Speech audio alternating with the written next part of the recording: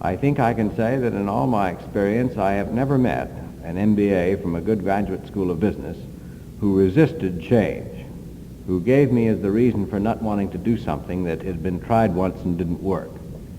That's one thing I think we convince our students of, that there can always be a better way of doing something.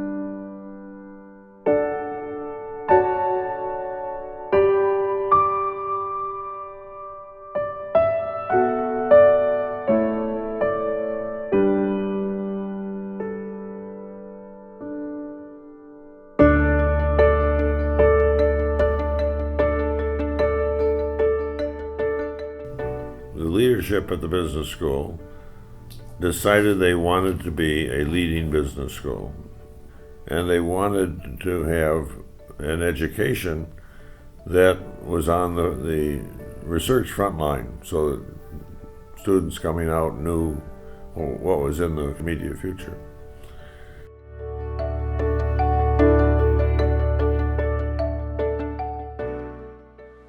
And they changed fairly drastically the rules of the game for faculty advancement, so that research and research reputation became clearly the primary consideration in advancement.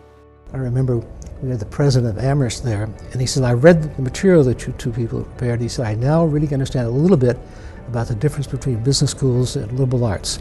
He said, liberal arts is essentially knowledge without any kind of goals, without values. And he said the business schools are values without any information or knowledge in it. And you said, you're trying to change that. And we said, yes, we are. When I first came to the GSB, a bathroom near my office was labeled faculty. It was a men's room. Today, the GSB has seen more improvement in the numbers of women than I, frankly, ever expected to live to see. GSB women have earned their places on anyone's list of our outstanding graduates, teachers, and scholars. Opening the doors of the GSB to women and to others who have historically been excluded has expanded the ideas to which we are exposed, and it improves our ability to design change programs that are truly bold and transformative inside and outside the school. At age 99, one of the great satisfactions of my life has been my participation in the growth and success of the Stanford Business School. In my opinion, it's based on 4 factors. First, an outstanding faculty which, when called upon, has been willing to participate in the management of the school. Second, we are taking advantage of living in the technological capital of the world, continuously upgrading our curriculum to teach the new rules required for successful management today. Third, we are attracting and admitting students who are interested in something more than making money. We're teaching the future leaders for both the public and the private sectors. Our role model is Tom Sawyer, alumnus of the school who spoke at graduation ceremonies 2 months ago. Fourth, we enjoy the support of full and active alumni body. One last comment. We're becoming increasingly known as the business school with a conscience. I like that. Keep up the good work. SEED, or the Stanford Institute for Innovation and Developing Economies, really embodies the GSB's spirit of change. What we're trying to do with SEED is we're trying to bring the best in GSB research and teaching and bring it to leaders in developing economies. And what we're trying to do is we're trying to enable those leaders to lead their regions out of poverty. It's an amazing initiative also because by doing that, we're changing the GSB. And our hope is that in the near future, you will see a transformation in how the GSB teaches and thinks about leadership in developing economies. It's an incredible landmark to celebrate the 90th anniversary of the Graduate School of Business. We've come a long way in 90 years. This is immediately obvious, of course, from the physical environment, but much more than that, if you look at the impact that the school is having in ideas and in the dissemination of those ideas and the putting into practice of those ideas through our alumni, the impact of the GSB is just huge. The mantra of the school, of course, is change lives, change organizations, and change the world. And we try to live that by bringing our graduate students into the GSB to give them a transformative experience so that they can go out into the world armed with that education and the relationships that they have built here to bring about significant positive impact in the world.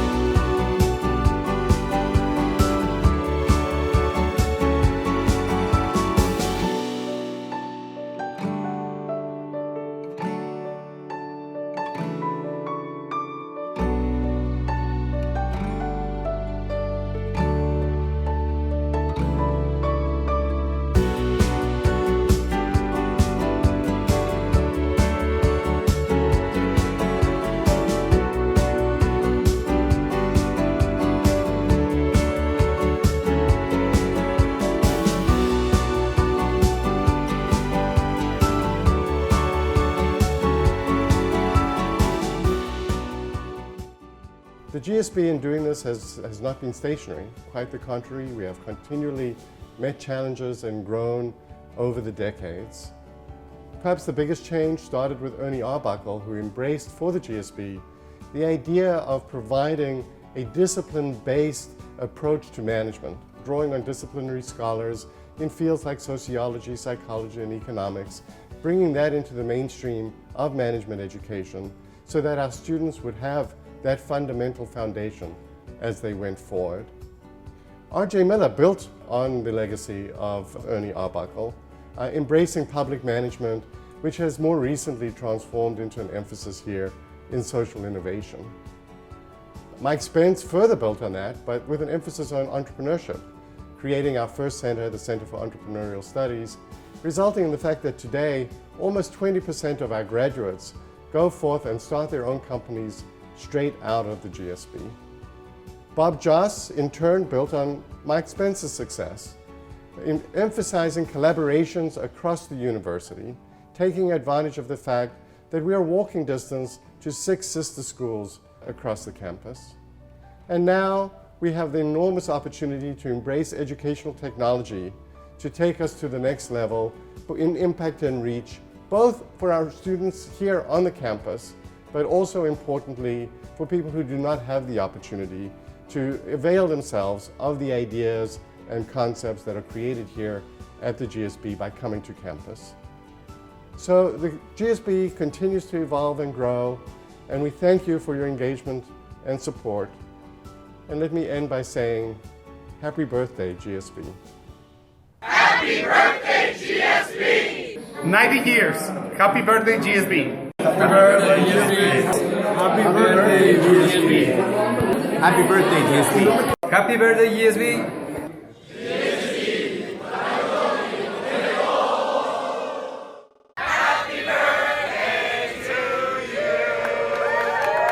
Happy birthday, GSB!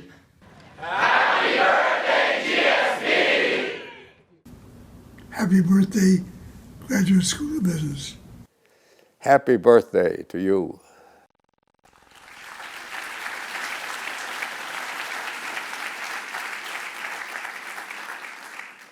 Well, good afternoon, everyone. It's a great pleasure to be here to celebrate the GSB's 90th birthday.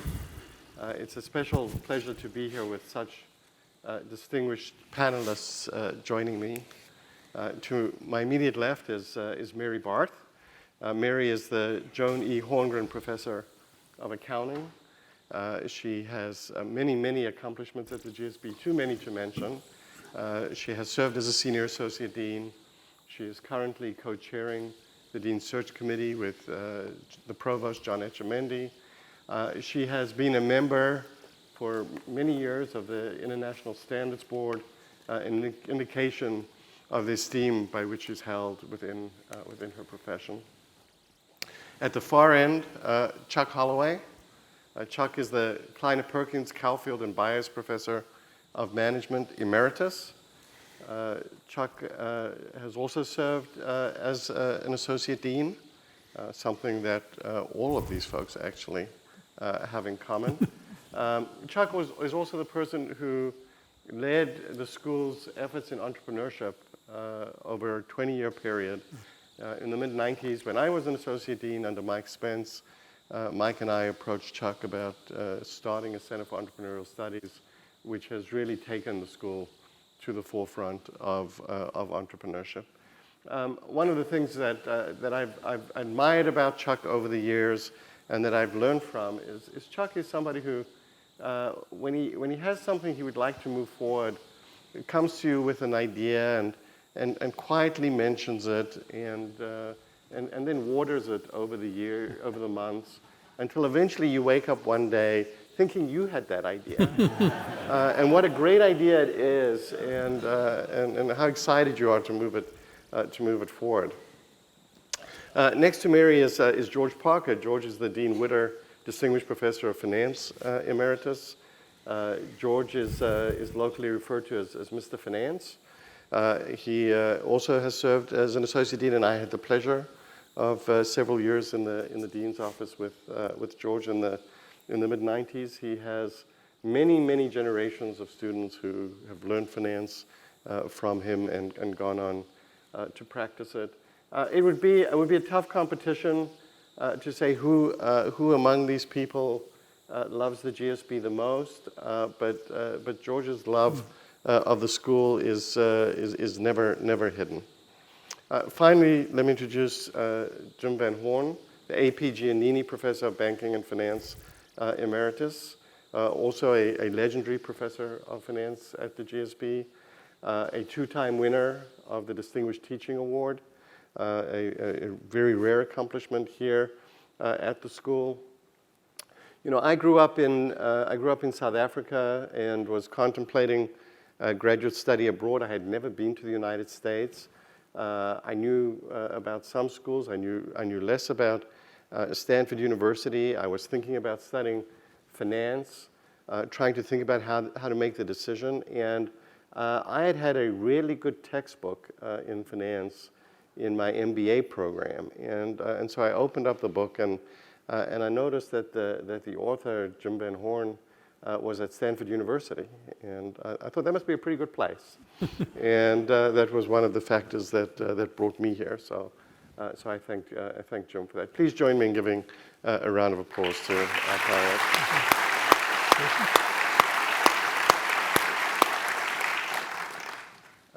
I think it's fair to say that the GSB is now widely regarded as certainly one of the best business schools in the world, if not the very best. It has gotten there over years and years of evolution. This session gives us the opportunity to reflect on that evolution with each successive generation standing on the shoulders of those who have come before them. And I'd like to start with something that was mentioned in the video, which is the term of Ernie Arbuckle, because I think many of us, as we look back, think about Ernie's embracing the social sciences and the disciplines as the underpinning of modern management education as really a turning point for the school. And so I'd like to ask Jim Van Horne, what is the significance of what Ernie did, and how was he able to do it? I came to Stanford Business School 50 years ago, taught my first course actually in the autumn of 1965. Ernie was dean from 1958 to 1968, so I overlapped him with 3 years. And I'm very interested in history, and Ernie really took what was then, in the mid-1950s, largely a regional school and transformed it by very hard work, him and others, really to one of national and international prominence. Earlier, basically, we taught business practice in the 1950s. And he really was instrumental in bringing research focus to it. And the teaching really took on path-breaking, quantitative, behavioral, and economic underpinnings to management. And that was a real accomplishment. When he began in 1958, just to give you some statistics, there were approximately 20 tenure-line faculty members. That's assistant professors, associate professors, and full professors. And he took a hands-on responsibility for hiring and expanding the faculty. In certain areas of the school, he actually led the faculty search, and there was an emphasis on research. In the video, there was mention of the Gordon Howell report, which suggested that business schools should bring underlying disciplines to the teaching. And Ernie firmly believed in that. Jim Howell was instrumental in influencing his thinking. So he led a number of faculty searches, and by the time I came in 1965, he had assembled really a remarkable group of faculty, strong in virtually every area. And he took an active interest really in younger faculty members. For example, he would come around at least once a month, make a trip over to our offices, which were located a long way from the quadrangle, and he'd just come in and ask me how I was doing and things of that sort. He cared very much about the school. One visit wasn't so pleasant. Our middle son was born at 2 a.m. the previous evening, and there was a faculty retreat scheduled for that day, and I cut out. I didn't go to it. Well, on Monday of the following week, he came by my office and asked me how I was, which he always did, and then he asked me, I noticed that you weren't there. And I said, well, Ernie, basically, our son was born at 2 a.m. Saturday morning. He said, that really isn't an excuse. And he said, I hope you'll be more diligent in the future. And indeed I was. I came to every faculty meeting on time. By the mid-1960s, when I came to the school, it was really on a roll with respect to research and innovative advances in teaching. And there was a shared vision among the faculty and senior staff and anyone that was involved in the school. And that really was to overtake and surpass Harvard Business School in academic reputation. It really was a shared vision. And it wasn't to overtake them necessarily in overall reputation, but as far as academic reputation, that was the shared vision. Now, to expand, of course, a dean has to be successful in fundraising, as all deans know when they hopefully take the job. After all, the operating budget in 1965-66 academic year had expanded to $2.8 million. Now that pales in comparison to what, $200+ million we spend today. But that was a big deal because in 1958, the operating budget was less than $1 million. So Ernie raised funds. He was very successful at it. He raised it from corporations, from individuals and foundations. The endowment in 1958 was less than $2 million. By 1965, it was about $10 million. Ford Foundation gave a grant to sponsor a program called iCame. That's International Center for Advancement of Management Education, where people from developing countries, instructors in developing countries, would come to Stanford for a full year and participate in courses to become more effective teachers, more effective researchers. That was a major program and propelled us really into an international arena. Also during that time, ISAN, which is in Lima, Peru, Stanford Business School faculty jointly with faculty from Peru essentially built that school from scratch. Dean Saloner, I think, you went to the 50th anniversary of that school. What was that, about 2 years ago, was that? Correct, yeah. Yeah. So it was a major accomplishment in the international arena. MBA students. Ernie increased the applicant pool several-fold. He actually went to the dorms at Stanford and talked about MBA program. He actually went to dorms at other schools in the area and just tried to explain how important a job we were doing here at Stanford. And he met with students individually and in groups. There was, in my early experience in school, a spring fling. And during the spring fling of students and faculty getting together, there were faculty and student skits, but there also was a softball game where the students challenged the faculty. Ernie was the pitcher, and he took his job very seriously, and he liked to win. And so he would often recruit a faculty member's son who had considerably more softball ability than most of us on the faculty, and we would usually win. So he was very competitive. So I have many happy memories of this remarkable man. Perhaps the funniest was at a faculty meeting in 1968, early 68, when we had monthly faculty meetings, unlike today. Well, Ernie had put up a proposal for a vote of the faculty, and he explained how he and the administration wanted this particular proposal. And after a considerable debate, it was sort of the vote went against him. Well, he folded up he was standing behind a lectern, he folded up his pad, and he said, this really isn't a faculty a vote at all. He said, the administration will decide that, and then he walked immediately out of the classroom. All of us laughed, and Hal Levitt, who was a lovable man, said, well, I guess the meeting's over, and we all just left. So Ernie was succeeded by a second business person, R.J. Miller, who we'll talk about later, and he continued to propel the school as known. And Ernie was the first dean I really knew, and he felt a deep love for a Stanford Business School, as have other deans, and our last two, Dean Joss, Robert Joss, and Dean Saloner, Garth in particular, just have a profound love of the school, and I've been privileged really to be a part of it. So I'll turn it back to you, Garth. Yeah, thank you, Jim. Anybody want to add anything on this question? You know, to hear Jim talk and to see Ernie on the screen up there, of course, is an extraordinarily nostalgic event for me. I was just thinking and gathering my thoughts for today that it was actually 55 years ago last month that I walked into the Stanford Business School with Jack McDonald and David Montgomery, who are colleagues on the faculty now, as a member of the class of 1962 in September of 1960. And of course, the dean who greeted us then was Ernie Arbuckle. And the school was smaller then. We had a class of 208, which was selected from, I think, about 210 applicants. But we were made to feel at home from the very beginning. One of the first things Ernie and Kitty did was to invite us all in small groups to their home in Portola Valley.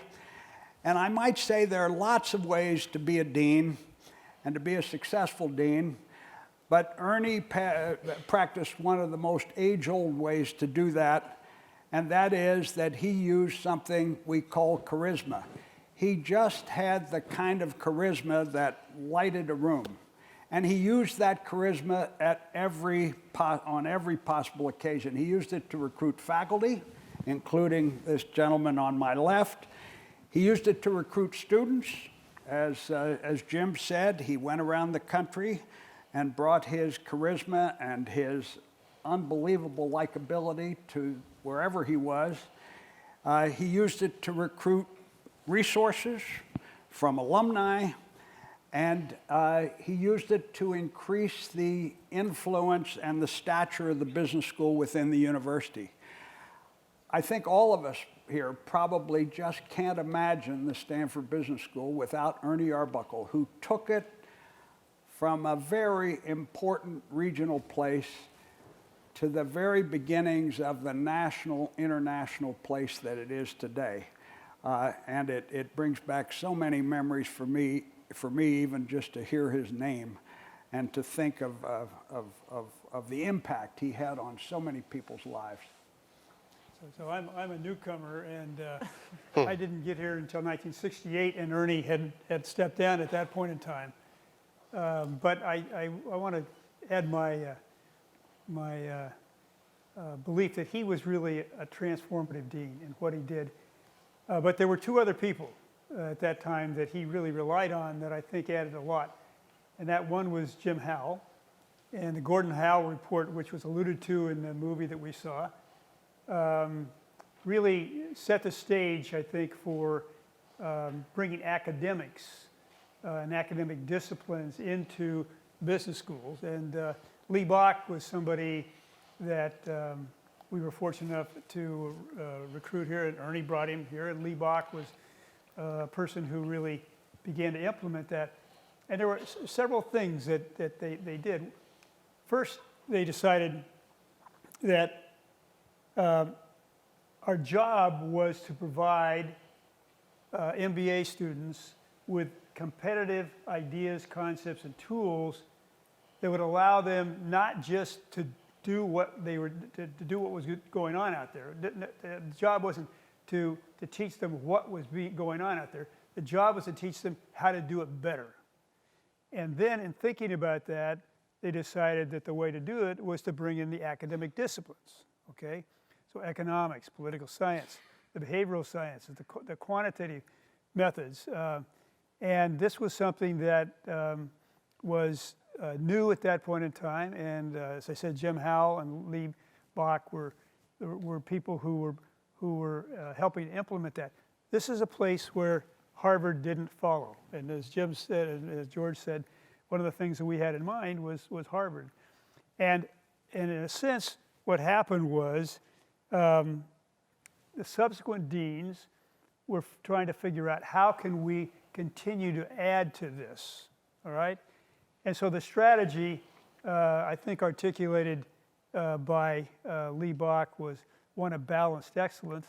And Lee Bach used to say what you have to do is find smart people who are imaginative and who also, in the disciplines, and who also have an interest in learning about what's going on out there with organizations and markets. And that's what we tried to do. Once you decide on that strategy, then there are a couple things that I think were important. One is that teaching and research are not antithetical. Each should support the other. And I think that's happened over the years. Oftentimes the research that you would do would end up in the classroom before it would end up in an academic journal. And that was something that was important.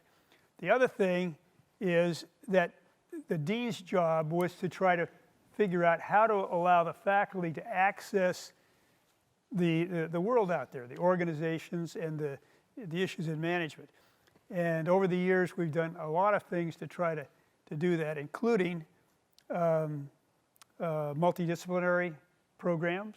One of the early things that we did was we brought economics and behavioral sciences together to study human resources. They both had different ideas.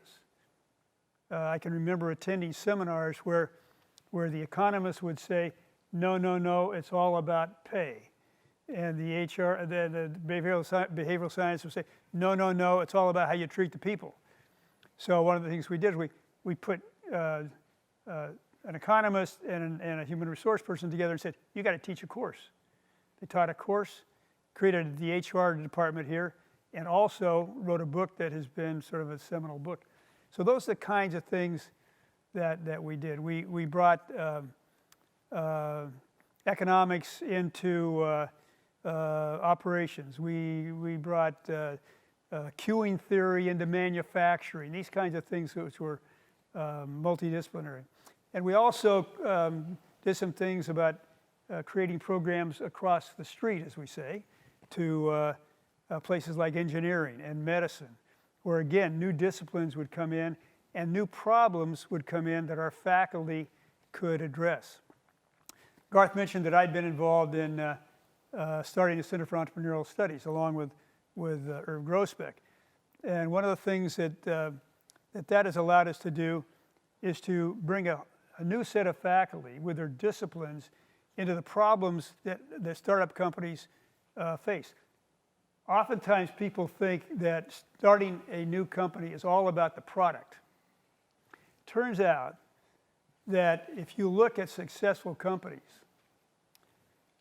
about half of them have made innovations not in the product, but in the business model, in the organization, in the culture, in the way they took it to market. And of course, you can see where this goes. It goes right to the disciplines. So economics, entrepreneurship is not something that's sort of separate. It's a way in which we can bring the disciplines to bear on a different set of problems.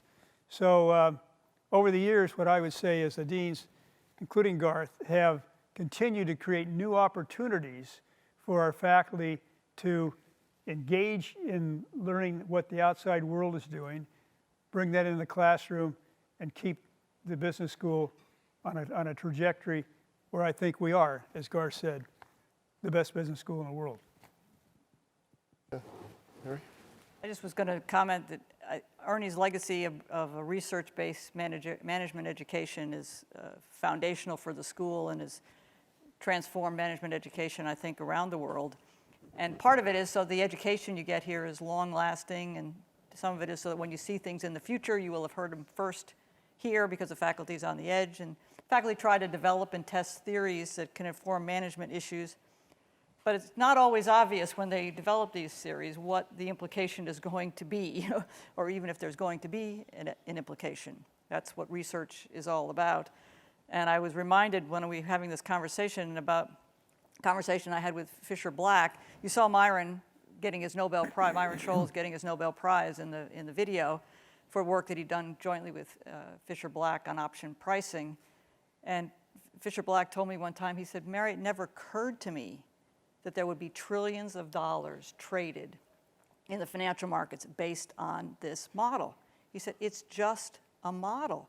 We were just trying to think about things. We weren't trying to tell people how to trade." And it just brings home the idea that you may not even know until years later what the impact of the research is going to be. But if you're educated based on the current research, when that happens, you can say, "Oh, yes, I remember. I learned the Black-Scholes model when I was at Stanford Business School." So we move forward with a firm foundation in education when it's research-based. And I think that was one of Ernie's greatest legacies. So one of the names that came with us from the previous physical location to the Night Management Center is Ernie's name, and I think it's so appropriate that the cafeteria that was in the basement in the old facility, which was called Arbuckle, has now transferred to this beautiful cafeteria that we have in the center of the Night Management Center. As Steve Denning, an alum of ours, who is now the chair of the Board of Trustees, says, we used to park in the sun and eat in the basement, and now we park in the basement and eat in the sun. And we do it in a facility graced by Ernie's name, which I think is highly appropriate. George, one of the things we think about when we think about the GSB that's distinctive about the GSB is that our students focus not just on the problems of business, but the problems of society. And in particular, they think about the problems that are not solved by business on its own. And the impetus for that came in large part from R.J. Miller's emphasis on public management and then the development of the public management program. Over the years, it has evolved into an emphasis around social innovation. That's more where the students go than to the PMP. Could you talk a little bit about student interest in that and how it's evolved and how we serve that? Sure. You know, when we talk about Ernie, one of the things, and to lead into the social innovation and the public management program, when Ernie announced that he was going to leave after 10 years, and to do, I don't know whether he coined the term, but it was the first time I'd ever heard the term, he was going to repot himself and to become vice chairman of the board of Wells Fargo Bank, go back to the business world where he'd been after he'd had such a huge impact on this school. I might say that there were lots and lots of people here who thought, how is anybody going to follow Ernie? Ernie just was so large in people's minds. Well, guess what? Ernie had turned the school into a national school in very many important ways, and the search committee was able to find a national figure in the person of R.J. Miller, who was able to follow Ernie, and follow him he did. I mean, R.J. took the school, stood on Ernie's shoulders, and took it to a whole different level. And I think those of us who were around at that time just realized the school had hit a home run when they found R.J. to run it. And there was somebody who could follow Ernie. Every dean has something of a signature or a legacy that they leave the school. And usually it's more than one, but there's one that stands out among the others. And in R.J.'s case, his signature or his legacy was what we called then the public management program. And it came from, some of you may have remembered hearing R.J. talk about this. R.J. was quite moving when he would talk about the experience that he had as president of the Ford Motor Company when the city of Detroit simply erupted in violence and chaos. And he said the senior management at the Ford Motor Company and the other automobile companies, which was his world, he said were completely caught by surprise from this. They didn't see it coming. They didn't know why it happened, but they were profoundly aware that it was real, that there was lots and lots of discontent, and there were lots of things that leaders of big, important private organizations needed to know that were outside the normal sphere in which they were engaged. And so he thought it was very, very important that our MBA students be exposed to some of the decisions and some of the institutions that were not just part of the business world, but were part of the public sector, form of government, national, state, and local, and in the not-for-profit sector. And so he started the public management program. I think you'd have to say it really did come from R.J. There was no groundswell within the school by itself to do that, even though people got on board very fast. And he recruited Harry Rowan and Alan Enthoven to kick the program off, some people of major stature. And this program, since its beginning, has become one of the signatures, not just of R.J., but of, as all of us in this room know, of the Stanford Business School in general. R.J. himself referred to it. It's about the parts of executives' lives that are not just about making money. The program has morphed. It started as a program mostly about government. It has morphed into a program about the not-for-profit sector and social innovation. And I think it's one of the many things that makes Stanford Business School stand out among its peers, and one of the things in which so many people have so much pride. It is also, interestingly enough, a source of a number of jobs for our graduates who either go into the not-for-profit sector or the public sector, if not for their entire career, for a part of their career. And they do that partly because of what's happened here. So I might say, as a longtime member of the faculty, it's one of the sources of great pride for me to be associated with a school that has this emphasis. It is also, I might say, the activity at the school that attracted this recent game-changing gift to the Stanford Business School, which we may talk about a little bit later, from Bob and Dottie King, who gave the business school a whopping $150 million in endowment and expendable funds to attack the issue of poverty and development internationally, particularly in the developing world. And this is all part of the social innovation thing, which had its genesis with RJ. So, my goodness, there are a few things we could talk about that loom as large as that. Would anybody like to add to that?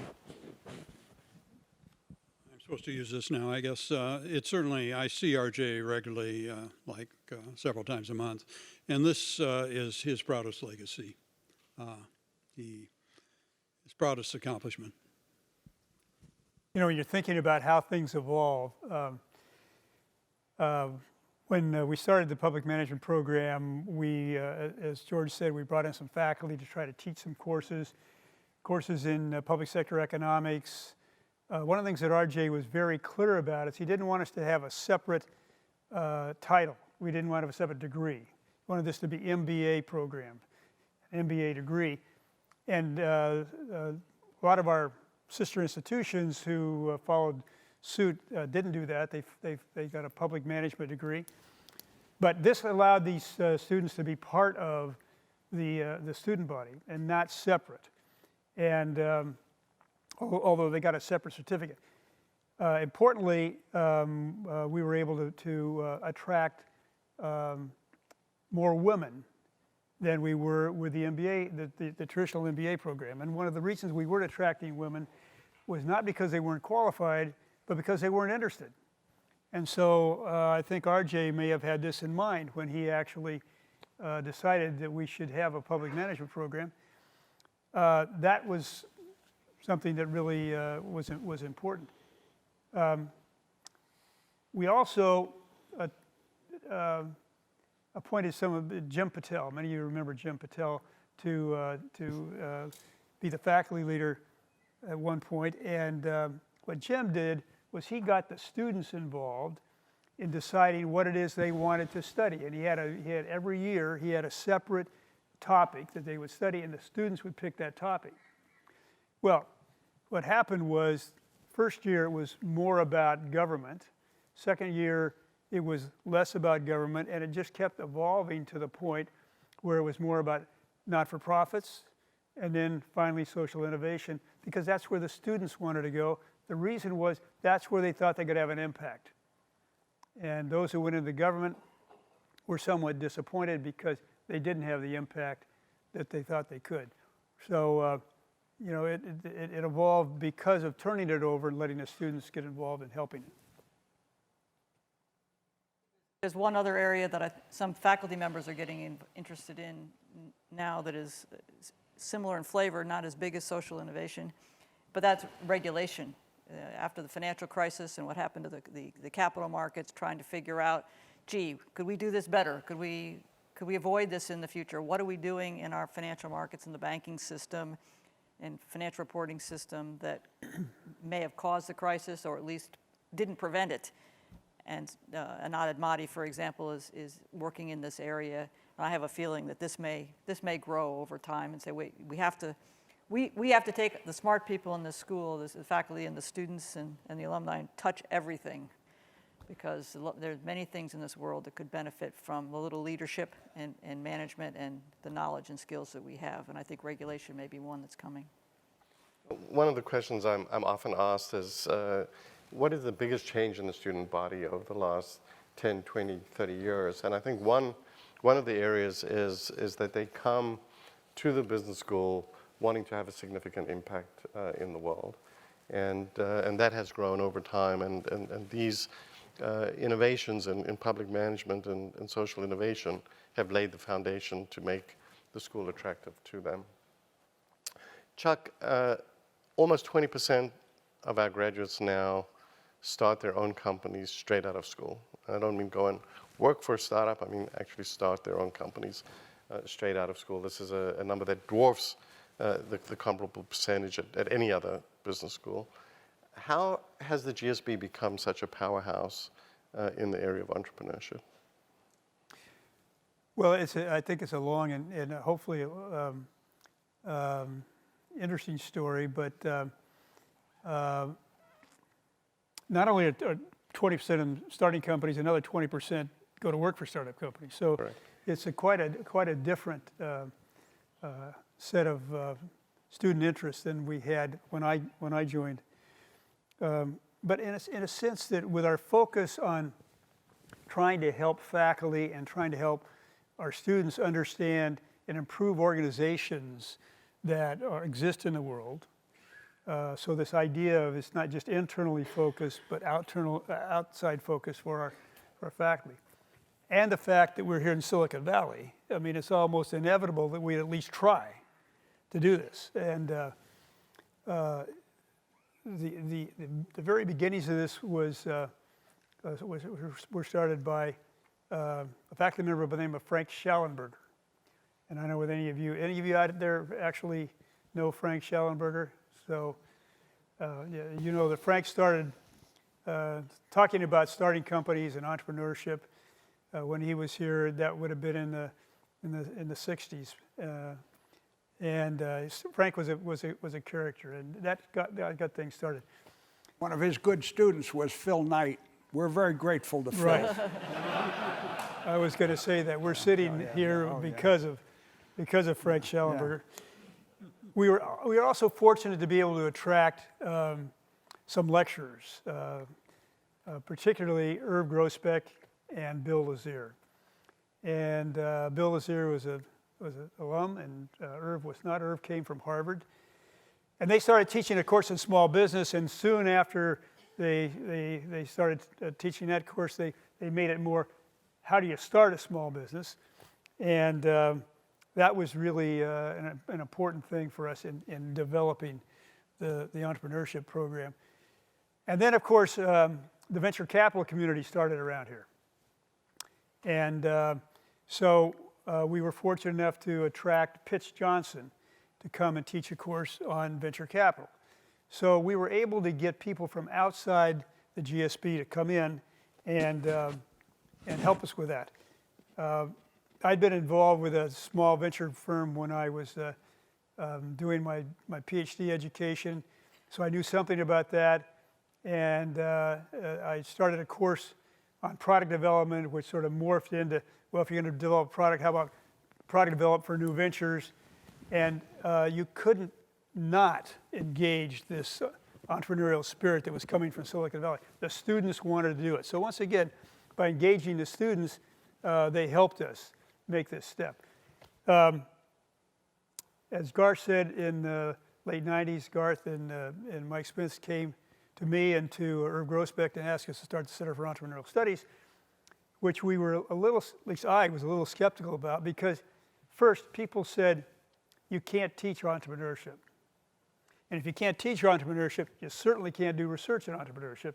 And the one thing I knew, if you're going to have a successful program, you've got to be able to teach and you've got to be able to do research.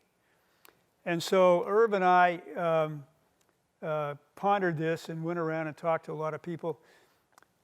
I became convinced you could teach entrepreneurship, partly because I'd seen Irv and Bill Lazier do it. The problem was, if you look at creating a center, you've got to get the tenure line faculty involved. And I looked at tenure line faculty and I said, hey, we don't know anything about this. So how are we going to bring the information about starting new companies into the school in a way in which we can create a viable center, teaching and research?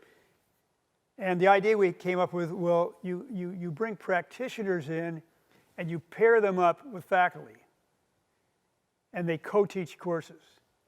And I was very fortunate to have a partner for 16 years, John Morgridge, who was the CEO of Cisco Systems that took them from sort of nothing to billions of dollars. And he and I taught this together. And so question you might think about is, so who was learning? The students were learning, but more importantly, I was learning.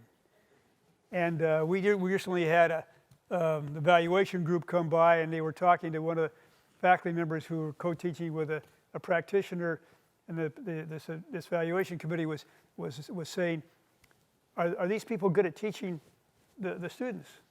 And the faculty member looked at him and said, what do you mean teaching the students? Teaching me. So this is a way in which we were able to bring the knowledge into the GSB. And we now have something like 27 faculty members, tenure-line faculty members, and over 30 practitioners who are engaged in teaching entrepreneurial courses. And so that's, that partnership has been something that's been very important.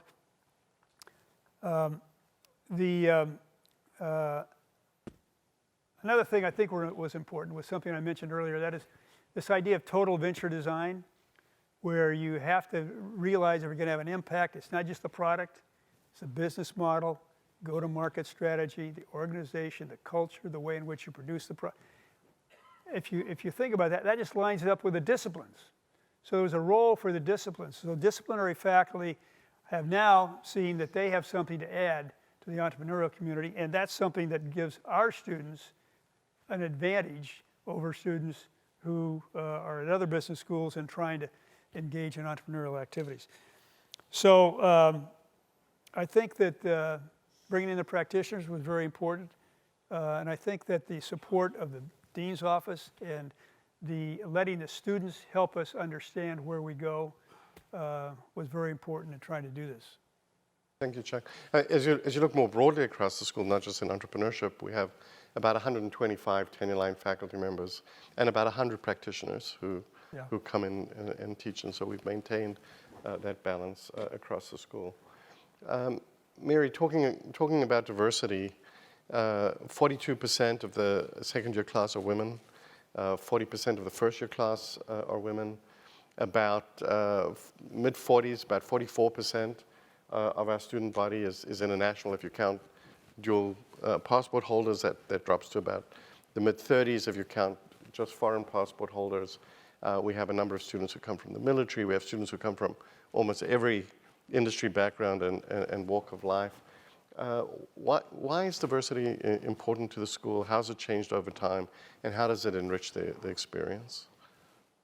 Well, I think it should be self-evident that diversity on all dimensions just adds depth and richness to every experience that we have. GSB is no different. I thought Joanne Martin, the GSB's first woman tenured faculty member in the video, explained this so eloquently just a few minutes ago. But I think if you just look around you and think about the people you know, what you've learned from your diverse colleagues and how they broaden your perspectives, there's no substitute for experience these benefits for yourself as opposed to just be reading about them or talking about them. And if we're going to change the world, we have to understand the world, and the world is very diverse. The better we understand it, the more able we will be to change it. Now, having said that, even though the numbers sound good, Garth, they're certainly up, I don't think we are where we want to be in terms of women or underrepresented minorities or other dimensions of diversity. But we are making progress. We made a lot of progress. Business was a men-only enterprise for quite a long time. Faculty bathrooms, I'll have to remember that from Joanne. Not so anymore. We now have men's rooms and ladies' rooms. But our recent MBA classes show this. I think we're a little further behind on the faculty side, although we're doing well hiring women at the rookie level. I think also about 40% of our recent hires are women. A challenge to increasing the women on the faculty is getting women into PhD programs and underrepresented minorities as well, because you have to have a PhD to get to the faculty, so we've got to attract them into PhD programs. And I think the Academy is working hard to try to make that happen, women and underrepresented minorities. So I think we are making progress. It's slow because it's a pipeline, but as long as we keep focused on making progress, we'll get there. International diversity is the same kind of thing. You know, the world of business is increasingly global, just like everything else. And you mentioned, this is something that's dear to my heart, because I spent a lot of time serving on the International Accounting Standards Board, thinking about global issues. But we all inhabit the same planet, and we need to apply our knowledge and expertise to solving global problems. I think it's our responsibility as leaders in business management education, and research to try to help solve these problems. And each of us is just one person, but when you put us all together and combine all these diverse perspectives and experience, I just don't think there's any limit as to what we as a community can do to make the world a better place. So I just think it's a gotta do, and it's all good. So. Thank you. So if you look at the video and even if you listen to some of this commentary, it's not uncommon, I think, to think about the contributions and the evolution of the school through the eyes of the era of the dean. But we all know that most of the heavy lifting is done by the faculty. And so I'd like to just do a kind of quick run down the panel, starting from you, Chuck. If you were to pick a person or two who you think has made a real difference in the school, who would you think about? Well, there are a lot. If I was to pick one, I'd go back to the beginning of our evolution of school, where we embrace research as well as teaching and bring the disciplines to bear, because I think that's the thing that we embraced back under Ernie's day.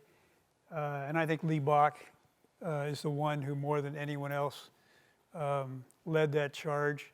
Bach is the person who allowed us to recruit RJ.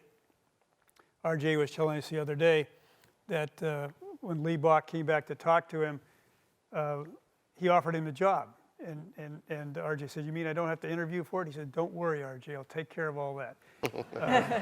But Lee was a guy who really was able to make things happen, and particularly this notion of taking, this may be too simplistic, but taking the Gordon Howell report, so Jim Howell was another one I think had a big impact, and turning it into something that created the Stanford Business School. I might add that RJ was surprised when the school actually wanted to interview him more extensively than Bach. I thought I already had the job. He didn't, I guess.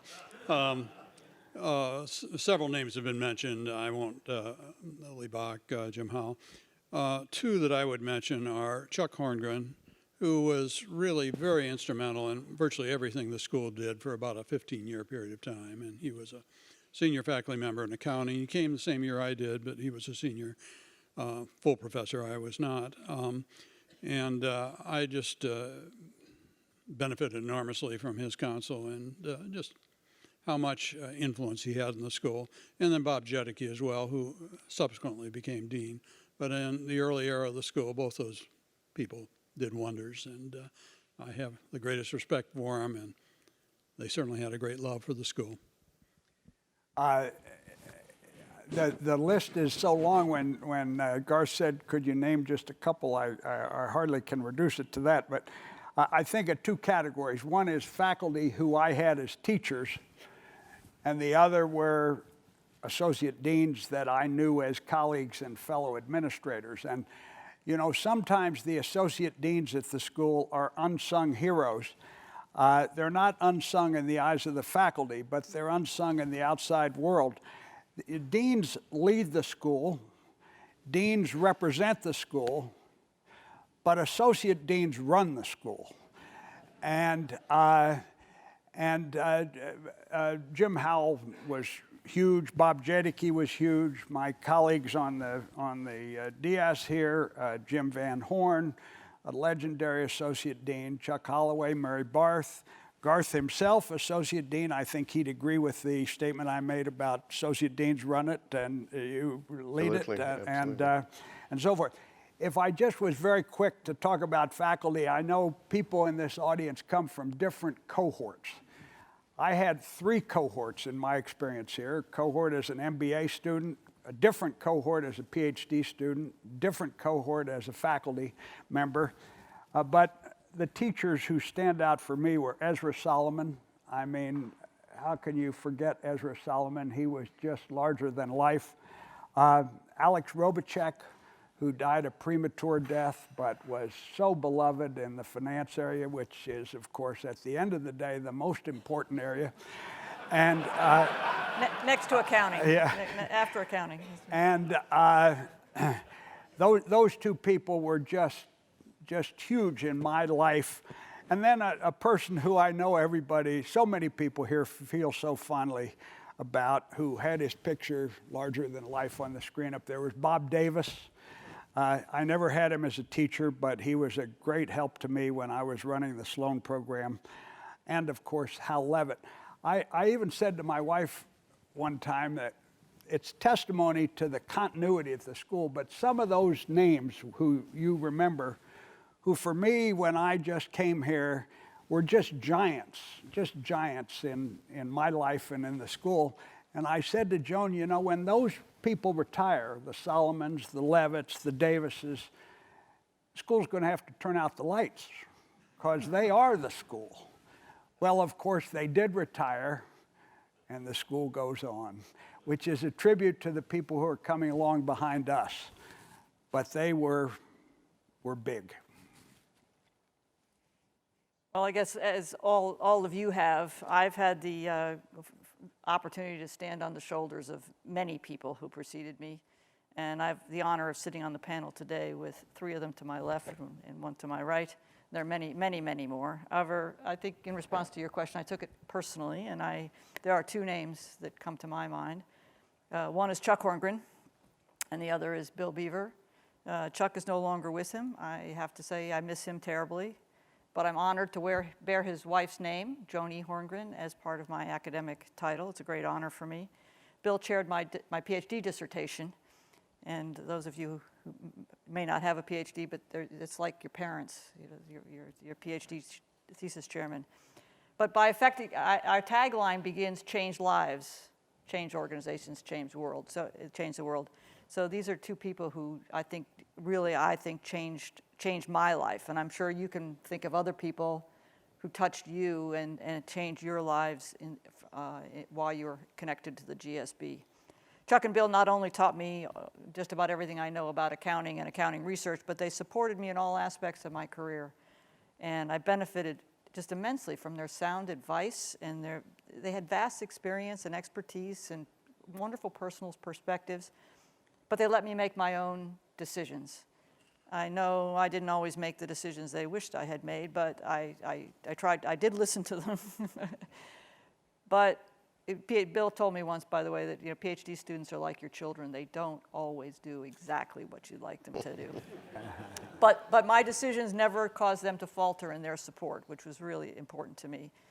And they are also personal role models. They are both wonderful human beings, so accomplished, yet so humble and caring and devoted to family and friends. It was hard not to just admire these people and try to be like them. Frankly, I continually wonder how I ended up being so fortunate as to have these 2 true giants of accounting academia as mentors and role models. And I guess this is just part of the magic of the Stanford GSB. We are all lucky to be part of it. We just have to try hard to have shoulders broad enough to support the people who come after us. I think this is what makes the GSB what it is. We have so many current and former colleagues who have not just done the research, not just done the teaching, but have led and have innovated and have mentored and have done the things that have allowed the rest of us to thrive in their wake. Let's talk a little bit about our alumni and the role that they have played in the life of the GSB. You know, I was thinking about that when you mentioned that we might talk about that, and I was thinking, you know, one of the things that makes the GSB is something that in the real world is called a virtuous cycle. And a virtuous cycle has all its components that reinforce. And one of the things that makes this school what it is that we like to think, and I think we think correctly, that perhaps we get the best students of any business school anywhere. And why do we get the best students? Well, one of the reasons we get the best students is because we have the best alumni. And the students notice that. And then we get the best faculty. Why do we get the best faculty? Because they want to teach the best students. And the students and the faculty and the alumni just reinforce in a way that is magical. And it's hard to create from scratch, but once you get that momentum, it's a system that works. And I might say, in that system, the alumni are so important. That's separate and apart from the fiscal support that they afford the school, but just in terms of the prestige of the school and the effect of the school on the world, the alumni probably loom the largest. I was going to say that for many years we were a small school. George alluded to the fact that there were 204 students in the class of He's reduced it by 4. There Oh. were 208. Oh, I got, and 212 applicants, you said. Yeah. But we were a relatively small school. I would say about 30 years ago, we reached kind of a critical mass of graduates of the school. Many of them obtained great success. Our alumni clubs became more vibrant. We also started to, in the 1970s, achieve prominent ranking in the polls, where Stanford for the first time was ranked the #1 business school in the mid-70s. And all of this, but the alumni really hitting a critical mass, I think was very important. Certainly was important with their success in fundraising and giving to the school. And we've been on a roll ever since, and the alumni are a very important part of that. I would say that there are two parts of the alumni. There's the alumni body as a whole, and then there are the individuals, all of you out there. And my experience both in the dean's office and as a faculty member has been that I've been supported to a degree that I couldn't imagine by the alumni, and helping me try to do my job, particularly when I was trying to go out and find out something about what's going on in the real world. The alumni were the ones I went to. They were the ones that helped me do that. And as I mentioned, bringing the practitioners in to teach here at the business school has been a key part of our evolution, not only, as Garth said, in entrepreneurship, but in other areas. And a large percentage of them are alumni. So I think of the individuals and all of you who have individually come up and helped us. I mean, it's hard to add to all of this because I think the involvement of our alumni in the school is a key to our success, and it is one of the things that really distinguishes the Stanford GSB from just about any other business school. Because not only are you there, financial contributions, fabulous, don't get me wrong, but you're involved in so many other things that really help us. You know, you interview prospective students. You come as guest lecturers in class. You teach classes. You employ our students. You serve on the advisory council and as a senior associate dean, give the dean's office advice on where the school should be headed and what's doing. And, oh my gosh, don't do that. That's a really stupid thing. Oh, gee. You know, this is really, really amazingly valuable. And I think the school has progressed in the right direction, largely, in large part, because of your advice and counsel and willingness to get involved and help us make the kind of decisions we make. And everybody is pulling in the same direction. The faculty, the students, and the alumni all want this to be the greatest place on the planet. And we have fabulous alumni, fabulous students, this circle that George talked about, great people on all dimensions, and we're all pulling in the same direction. It's really wonderful. So thank you for all that you do for us on all dimensions. Well, as dean, I don't want to minimize the financial support. No. Very, very salient to me. Half of our budget each year comes from alumni support. So 2/3 of that half is in the endowment, which is from previous alumni contributions, and the other third of that half is from annual giving. And so obviously we could not do what we do without the incredible financial support of our alumni. I'm going to end with a forward-looking question. We've looked back over 90 years. We think about the next decade that will take us to our century. What are the big opportunities and challenges that the school is going to have to grapple with in order to maintain its position over time? Chuck, why don't we start with you? I'll start with that because, Garth, I think a big opportunity, if not the biggest, is one that you have pushed, and that's the global reach. And it's no longer a domestic economy, it's a world economy. And it's arguably the case that we can have more impact by understanding as well as educating people in other parts of the world, and you've done a great job of helping us get there. And in order to be able to do that, we have to continue to be able to attract the best and brightest faculty. And I want to make it clear to all of you, this is a competitive market. So when you're going after the best and brightest faculty, guess what? You're not the only one that knows them. You know, it's a little bit like the Giants trying to get a new pitcher, right? Everybody knows it, right? So how do you attract them? Well, partly you attract them because of the school, and partly you attract them because of the opportunities that we can give them to take their disciplines and apply it to meaningful problems in the world. So I would say that that combination, still being able to attract them, and when they come here, be able to give them the opportunities to have an impact on other parts of the world. Okay. Jim.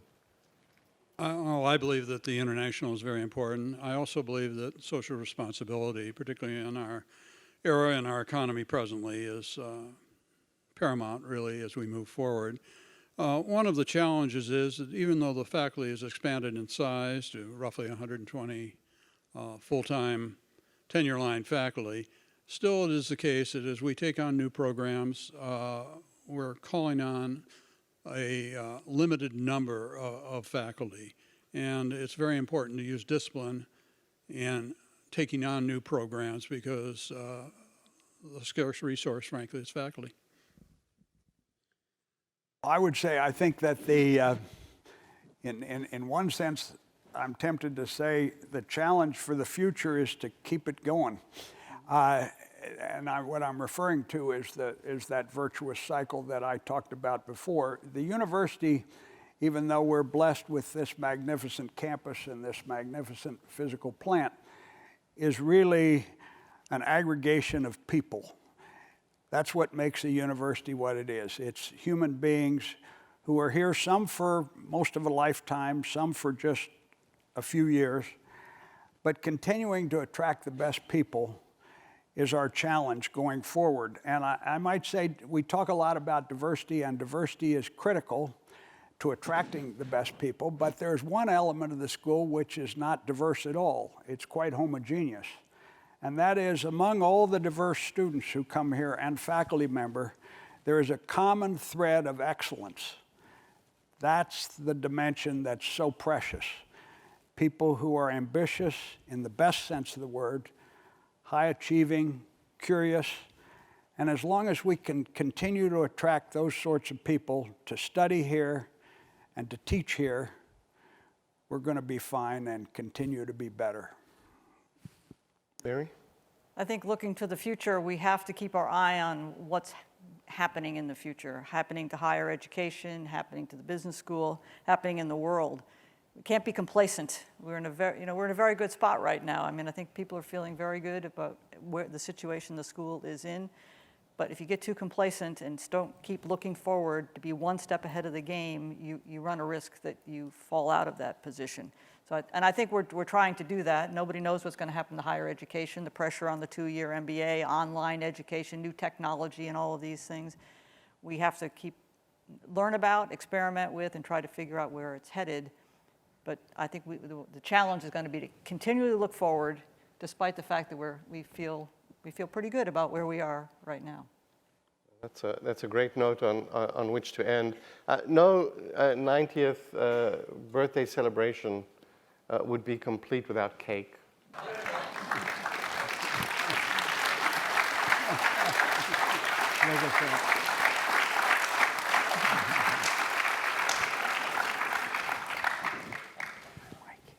I'm going to ask that you join me in singing Happy Birthday to the school.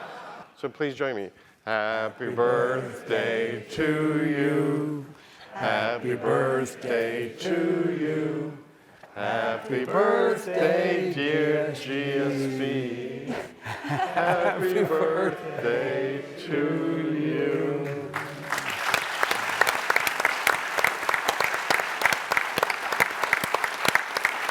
Please join me in a final round of applause for our panelists.